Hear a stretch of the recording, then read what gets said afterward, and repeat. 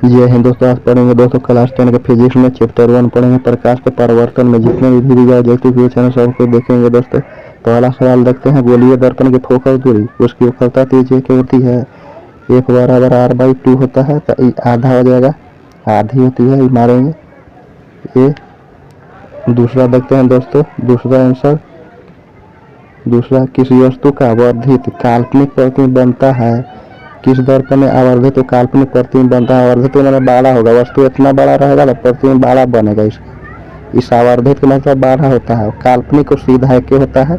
यहाँ देखिए अवतल दर्पण है, यहाँ पे रखते हैं भीरू, रखते हैं एफ पी के बीच रखते हैं, दर्पण के दूसरी ओर बनता है आवर्धित तो काल्पनिक मतलब बड़ा बनता है, आवर्धित का मतलब बड़ा बनेगा, काल्पनिक मतलब सीधा बनता है, ये अवतल दर्पण हो जाएगा ये। आगे देखेंगे दोस्तों, तीसरा क्वेश्चन देखेंगे दोस्तों। तीसरा देखते हैं, प्रकाश की एक किरण किसी समतल दर्पण पर 60 डिग्री कोण बनाते हुए टकराती है तो उसका परिवर्तन कोण कितना होगा? यह समतल दर्पण मानते हैं कि 60 डिग्री कोण पर किरण आ रही है, 60 डिग्री कोण बना रही, तो ये वाली पूछ रहा है, ये कोण पूछ रहा है परिवर्तन कोण, तो ये पूरा होता है 90, अभी दिया हुआ है 60 है, तो 90 में से हम 60 को घटा देंगे तो 30 बच जाएगा, तो इसका 30 डिग्री हो जाएगा, बी आंसर हो जाएगा दोस्तों।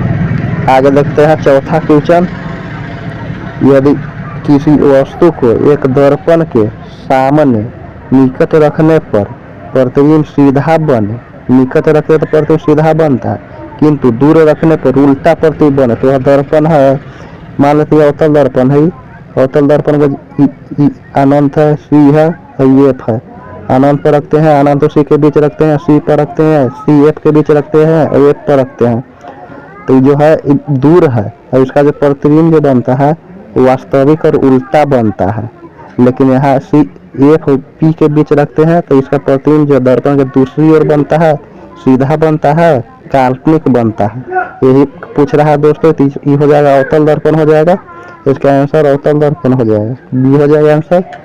आगे देखते हैं पांचवा देखते हैं दोस्तों, साइड मिरर के रूप में किसका उपयोग किया जाता है? गाड़ी होता है, गाड़ी में साइड मिरर होता है, उसमें किसका किया जाता है? उत्तल लेंस अवतल लेंस दोनों, इनमें से कोई नहीं किया जाता है, ये होता है उत्तल दर्पण होता है दोस्तों, याद रखेंगे उत्तल दर्पण, यहाँ लेंस है, इनमें से कोई ना डी होगा। आगे देखेंगे सोलर कुकर में व्यवहार किया जाता है, सोलर कुकर में किसका उपयोग किया जाता है? तो इसका किया जाता है अवतल दर्पण के, बड़ा बड़ा अवतल दर्पण होता है उसका प्रयोग किया जाता है। आगे देखेंगे सातवां देखेंगे दोस्तों, गोलीय दर्पण की, गोलीय दर्पण में दूरियों को सदा किसके सापेक्ष मापते हैं? गोलीय दर्पण जो दूरी सब होता है उसके पी होता है, पी मतलब ध्रुव के सापेक्ष को मापते हैं, तो ध्रुव यहाँ हो जाएगा दोस्तों, ध्रुव के सापेक्ष मानते हैं, सातवां की हो जाएगा। आठवां देखते हैं, आठवां कुछ अनंत परिस्थिति किसी बीम के मतलब वस्तु का प्रतिबिंब अवतल दर्पण के फोकस पर बनता है तो उसका आवर्धन क्या होगा? यह है एक अवतल दर्पण है, उसका जो अनंत एक वस्तु रख दिया गया है, यहाँ से किरण, ये अवतल दर्पण है, एक अनंत है, यहाँ पे वस्तु रख दिया जाता है, ये चलेगा मुख्य समानांतर फोकस होकर गुजरता है, काट दिया इसका इस वस्तु का प्रति यहाँ नाम मात्र के बना है, तो आवर्धन जो होगा 0 होगा, ये आंसर हो जाएगा दोस्तों, 0 होगा। आगे देखते हैं नौवां, टॉर्च लाइट या परिवर्तन सतह होता है, टॉर्च लाइट में अवतल दर्पण का उपयोग किया जाता है तो इस परिवर्तन सतह होता है, अवतल होता है, बी हो जाएगा। आगे देखते हैं 10वां देखते हैं, किस दर्पण में केवल आभासी प्रतिबिंब बनता है? आभासी बनता है, ये होता है समतल दर्पण, उसमें आभासी प्रतिबिंब बनता है, वस्तु के समान आकार के बनता है, सीधा बनता है। अब एक होता है उत्तल दर्पण, उत्तल दर्पण में कहीं भी वस्तु के रख दीजिए, दूर ज्यादा रखते हैं, अनंत पी के बीच, अनंत को रख देंगे, अनंत पी के बीच रखते हैं तो इसका प्रतिबिंब जो होता है दर्पण के दूसरी ओर बनता है, आभासी सीधा वस्तु से छोटा बनता है, तो यहाँ डी आंसर हो जाएगा दोस्तों।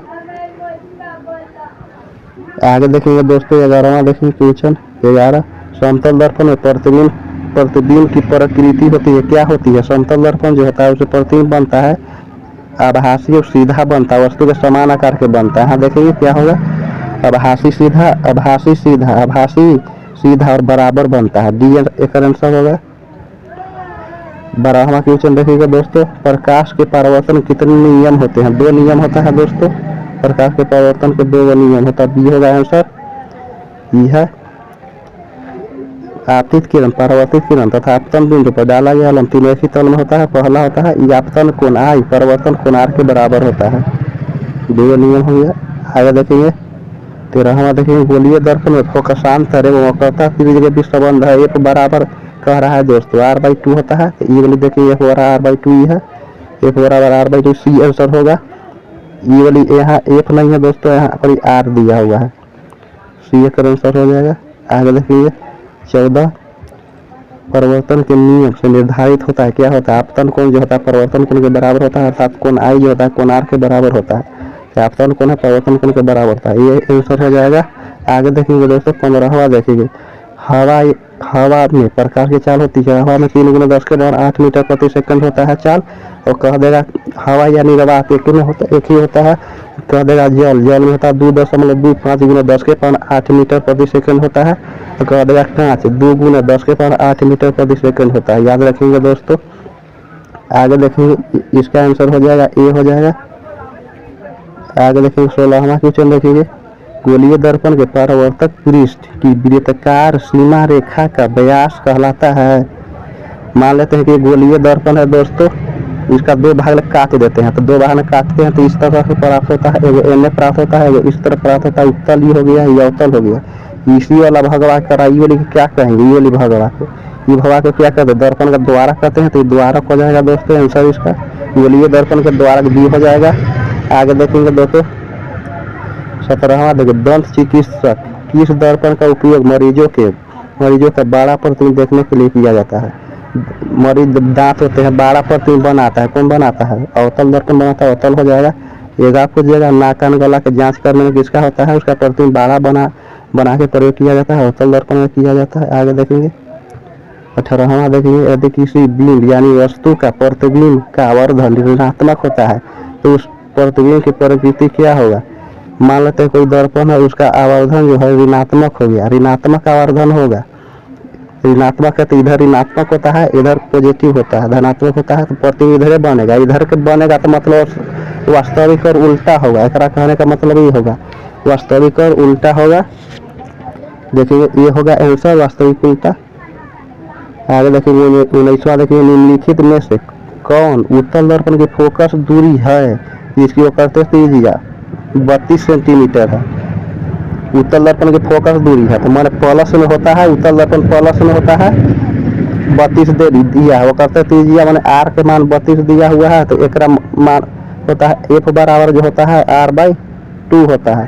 32 को रख देंगे, फाइंड कर देंगे 32/2 16 हो जाएगा। और उत्तल दर्पण की फोकस दूरी पॉजिटिव होता है तो प्लस में 16 होगा आंसर, प्लस में 16 सी होगा। आगे देखते हैं 20वां सवाल देखते हैं।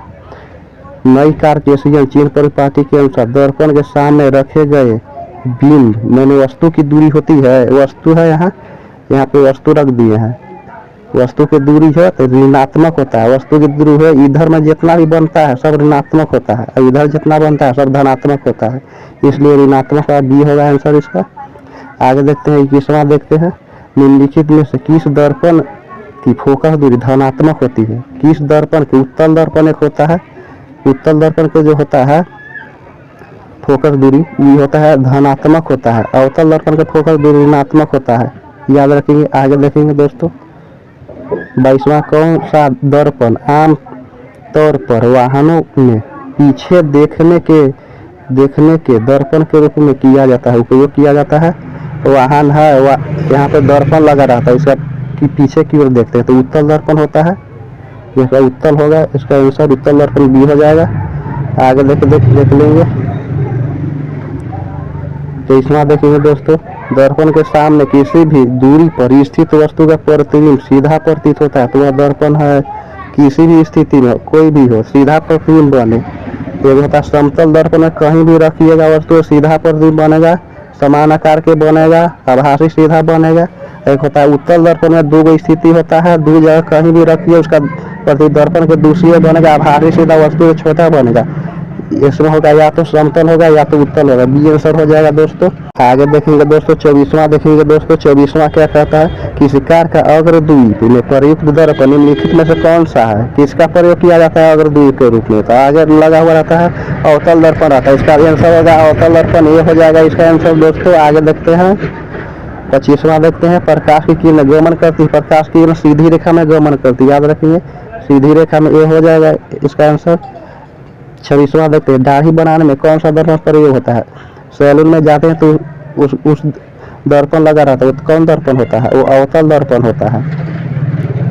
चेहरा का प्रतिबिंब बड़ा थोड़ा बनाता है, इसलिए अवतल दर्पण का प्रतिबिंब अवतल दर्पण का उपयोग किया जाता है, इसका आंसर अवतल होता है, अवतल होगा, सी होगा।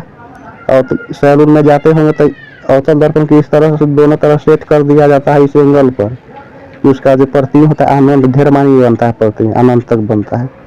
आगे देखिए 27, समतल दर्पण की फोकस दूरी होती है, समतल दर्पण की फोकस दूरी याद कर लेंगे दोस्तों, अनंत होती है, इसका आंसर ए हो जाएगा अनंत।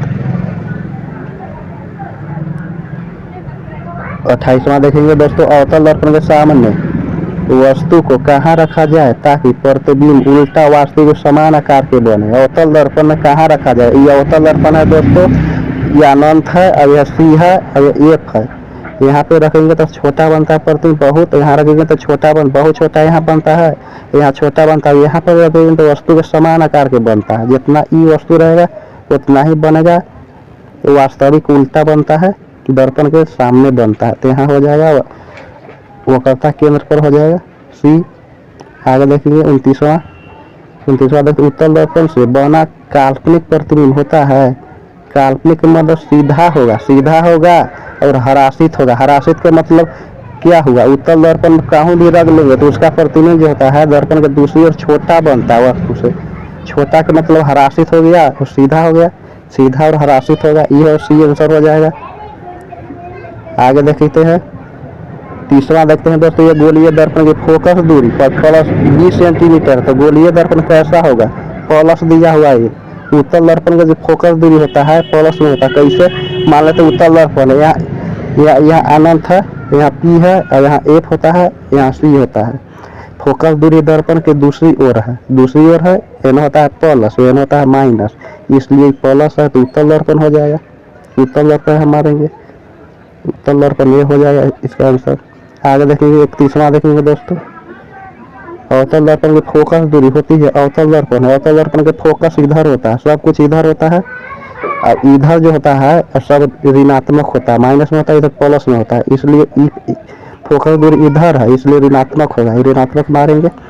आगे देखेंगे दोस्तों 32वां सवाल देखिए, किसी अवतल दर्पण की फोकस दूरी एफ और वक्रता त्रिज्या आर है, तो निम्नलिखित में से कौन सा संबंध सही है। एफ बराबर होता है r/2 होता है, इसमें देखेंगे एफ नहीं दिया हुआ है, आर दिया हुआ है, तो यहाँ से आर निकाल लेंगे दोस्तों, आर बराबर हो जाएगा आर बराबर होगा 2f हो जाएगा, एफ बराबर r/2 था, यहाँ से गुना हो जाएगा, ये आर निकल जाएगा तो ये आर यहाँ आ गया, यहाँ से गुना आ गया 2f हो गया, तो आर बराबर 2f हो जाएगा, आर बराबर 2f किधर है, बी हो जाएगा इसका आंसर। आगे देखेंगे दोस्तों 33वां देखेंगे, दर्पण सूत्र होता है 1/f बराबर 1/v प्लस 1/e होता है। देखेंगे इसमें कहाँ दिया हुआ, ये माइनस में है, ये नहीं होगा, ये भी नहीं होगा, प्लस में आ गया एफ है, प्लस में नहीं बराबर में होता है, ये भी नहीं होगा, 1/v प्लस 1/e बराबर 1/f, डी हो जाएगा इसका आंसर दोस्तों। इस सब सवाल बिहार बोर्ड में पूछा हुआ है दोस्तों, सब भी सवाल है, याद रखेंगे।